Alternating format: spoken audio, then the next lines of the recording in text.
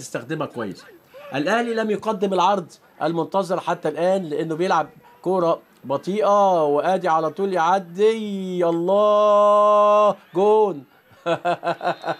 جون عماد متعب، كلها مهارات فرديه. عماد متعب في الدقيقه 27 من زمن الشوط الاول.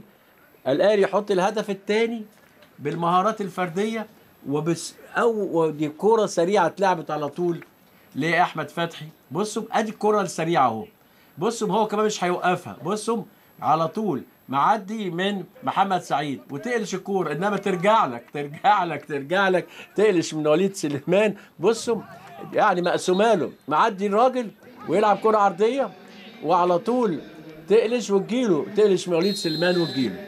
اتنين الاهلي لا شيء الداخليه.